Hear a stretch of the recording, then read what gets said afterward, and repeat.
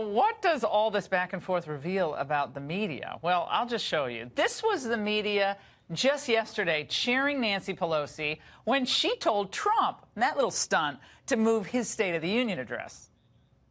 Speaker Pelosi playing hardball. She's playing hardball. Speaker Pelosi flexing her constitutional muscle. Nancy Pelosi flexing her muscles today. This bold power play by Speaker Pelosi. She's got a Ph.D. in needling President Trump. This is a move of exceptional cleverness and sadism, in a way. I mean, this is political genius. She was showing that she's in charge. What a badass.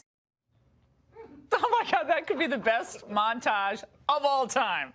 And this is the same liberal media when Trump delayed Pelosi's overseas trip, as was well within his right. Let's watch. The president has responded in sort of a childish way, is the only way to describe it, to the House Speaker Nancy Pelosi. This is a sort of a classic example of Trump kind of overreacting. What Trump has done today, tactically inept, strategically nitwitted. The only phrase that comes to mind is nanny, nanny, boo-boo. Nobody who's ever traveled with a congressional delegation would think that this is funny or appropriate or cool. I like it when Jake gets very serious. I like all that impartiality. It's even-handed, right? Both of them are flexing their muscles. That's what the branches of government do. They're all checking each other and trying to exert more power. That's how it's always been. Well, joining me now on the media's role in public perception of this fight and to answer the question of who's actually winning, Byron York, chief political correspondent from the Washington Examiner, Joel Rubin, former Deputy Assistant Secretary of State under Obama, and Jeffrey Lord, contributing editor to the American Spectator and former aide to President Reagan. Jeff, Pelosi and Trump, they're playing the same exact game. Each has different powers. But who right now has the upper hand? And memo to Nancy Pelosi and the media. This is the best line that I've heard all day from someone else. Never troll the king of trolls. And they went out there thinking that they could get away with this stunt, and it was a stunt. And he called them on it. And now they look like, fools, to be perfectly honest. I mean, they've got red faces. I mean, this is childish behavior. They got caught at what they're doing. They went and partied in Puerto Rico.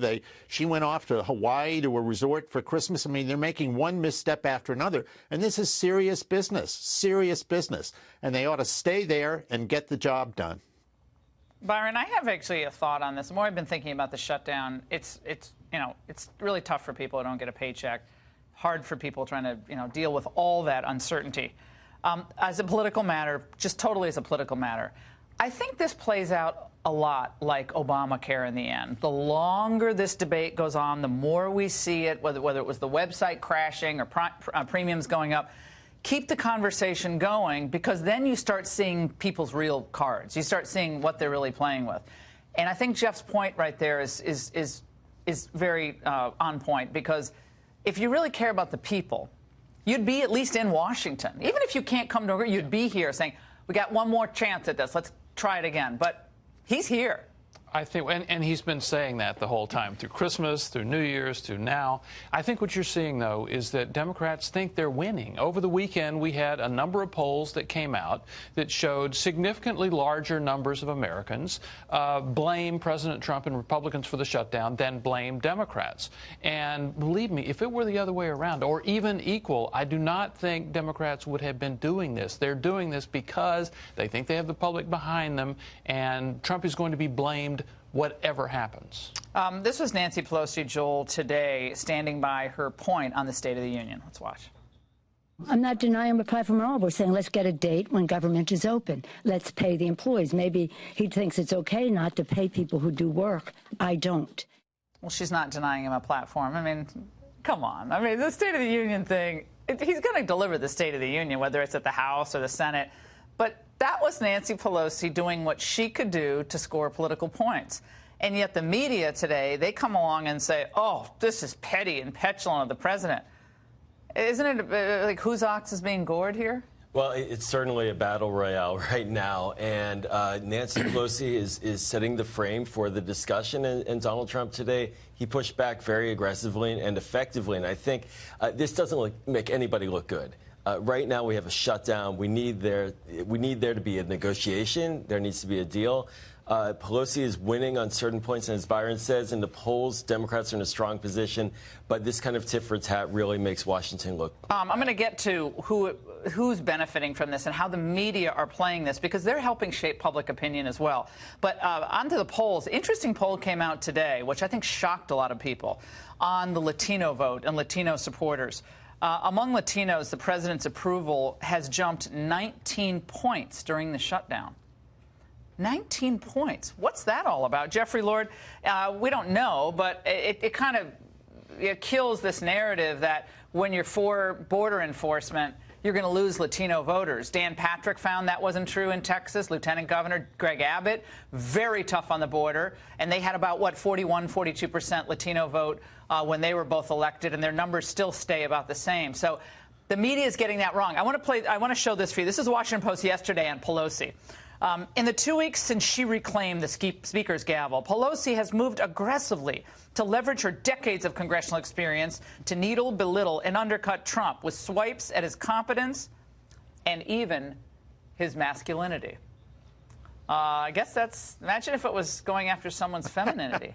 I don't think they'd play it the same way. But, it was a big buildup of Nancy today in Politico and the Washington Post. And you saw that montage of these reporters, with their scowls, and John Heilman. It looks like he just lost his best friend. They put on the big stern faces and the furrowed brows. And it's just so transparent. I mean, I actually am enjoying it because it's so transparent what they're doing. Well, yeah, I mean, this is one of the reasons why Donald Trump is in the White House in the first place. Is the American people have seen this kind of game playing going on for years, and they hate it. They want something done, and he is sticking by his guns, and he's doing it. And not to go unnoticed here, when these members of Congress are in Congress, what's protecting them? Walls. I used to work there years ago. There were no walls. You could walk in anywhere. You could park your car in the Capitol grounds. I like those old days. None of that is possible. Yeah, none of that is possible now. They are every one of them, protected by walls. So the hypocrisy is mind-boggling. All right, stand by, panel, because last night in The Angle, I highlighted the pernicious progressive push by some bad actors on the left. Well, tonight, we want to shine a light on the media, as I was saying, specifically prominent editorial pages providing cover to some of the more fringe ideas. And let's take two recent headlines. In the New York Times, an opinion piece titled, "There's Nothing Wrong with Open Borders. Why a Brave Democrat Should Make the Case for Vastly Expanded Immigration." And The Atlantic just released this much ballyhooed cover story. Impeach Donald Trump. Starting the process will rein in a president who's undermining American ideals and bring the debate about his fitness for the office into Congress, where it belongs. Joel, as a Democrat, does this editorial cover really help your party? Because people hate the media. I mean, they hate us. I guess they hate the media, but they hate the kind of media, especially that is the quote objective media when they're not objective. Well, there's two kinds of media here, right? There's reporting media and there's opinion media, and the open borders argument, it has no space right now in the Democratic Party for good reason. For now, I think there's some space. Well, what they're trying to do is to create that space, and they're trying to say, look, we need to expand the conversation, but that is a policy. Trump wants a wall from the media. They won't even meet. That's amazing. I mean, they're not even meeting. Right. They're adjourning until February. Byron York, also February, they're showing up. Remember, huge majorities of Americans favor border security. That's all the Democrats are saying. But they say they're for border security. They say they're in favor of it. The reason they're saying they're in favor of it, because Americans actually do favor that. Hispanics want it, too. And also on the Atlantic piece, this is the world's least surprising magazine article. They've been talking about this for a long time. Everybody on the left's been talking about it for a long time. The idea that it would make some impact, that it was courageous to call for the president's impeachment, is nuts. This was what they're doing is appealing to their base. Well, the base, Jeff, that we pointed out last night, it's moving everybody to the left, pretty much. I mean, you have a few moderates left, Steny Hoyer, and a few others, but not many. I mean, they're all going to have to kiss Alexandria Ocasio-Cortez's ring when they're running for president. In one way or another, they're going to kiss the ring. And she's only been in town for 7 days. That's pretty amazing. But didn't you want to see her in the audience at the State of the Union? I have a prediction. If Trump gives the State of the Union in front of members of Congress, let's say he goes over to the Senate to give it, will the Democrats go? And will they, if they go, will they turn their backs? That's my Jeff prediction, real quick. Yeah, they will turn their backs. They will make a scene. They know the cameras are there. That's if they show up. now. But yes, they will. Yeah, Byron. Yeah, some will. Yes. Absolutely. Some will. Jeff. Well, I think some will, but the party's you don't want them to. The party's not an open borders party yet. Yeah, but you don't want them to. All right, guys. Thank you so much.